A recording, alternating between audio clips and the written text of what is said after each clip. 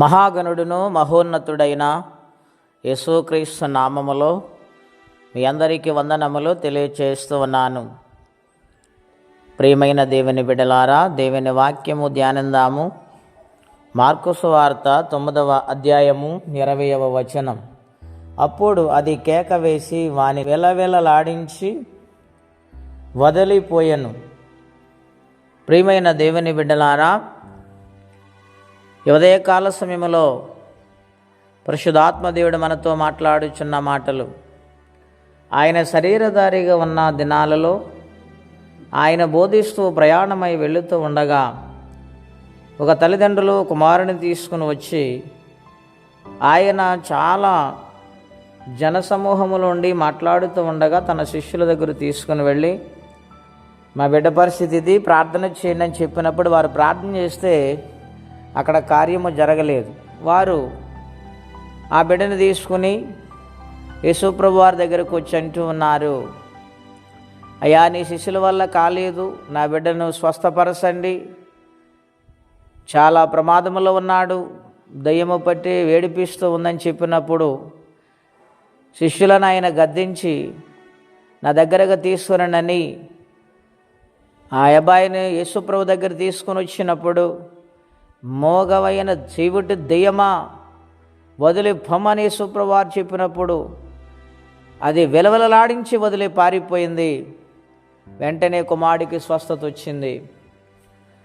అప్పుడు శిష్యులు అడిగారు, మేము ఎందుకు చేయలేకపోయామని ఆయన అంటే, ఆయన అన్నారు, ప్రార్థన వలనే కానీ మరి దేని వలన ఇటువంటిది వదిలిపోట అసాధ్యమని అన్నారు దేవుడు. ప్రియులారా, ప్రార్థన అనేది మానవ జీవితానికి ప్రాణము లాంటిది, గుండె లాంటిది. అటువంటి ప్రార్థనని మరచి లోక పనులు చూసుకుంటా దూరమైపోవటం వలన సమస్యలు పెరిగిపోతూ ఉన్నాయి.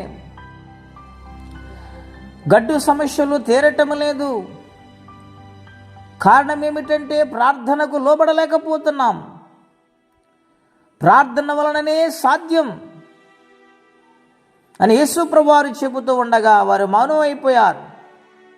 దేవుని బిడ్డలారా, దేవుని సన్నిధిలో జీవిస్తున్న వారలారా, దేవుడు నిశ్చయముగా కార్యము చేయటానికి ఇష్టపడతారు.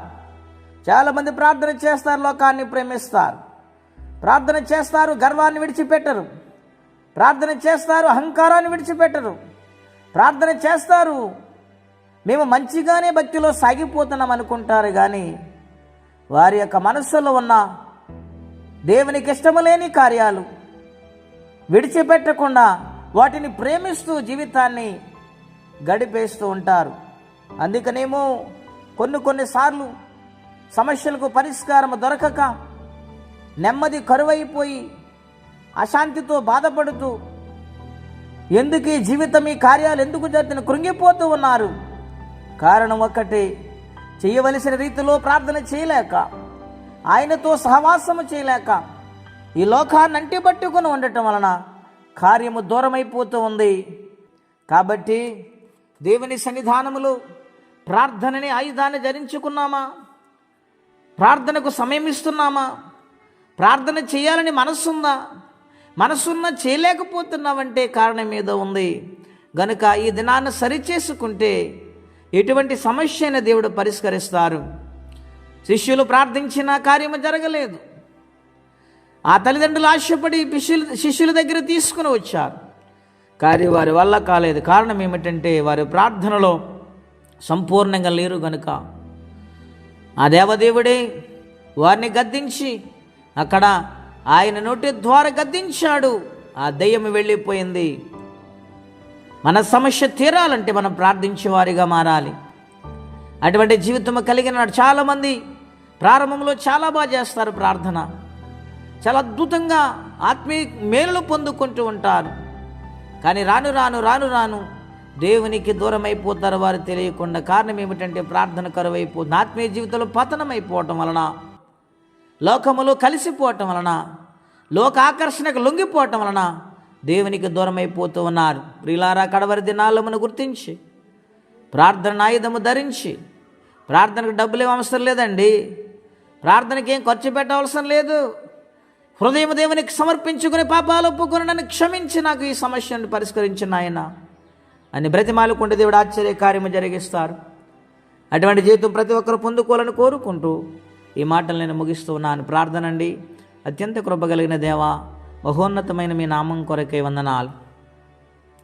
ఈ ఉదయకాల సమయంలో పరిశుద్ధాత్మ దేవుడా, ప్రార్థన వలనే తప్ప దేని వలన ఇటువంటి సమస్యలు తీరవని మీరు వాగ్దానం చేశారు.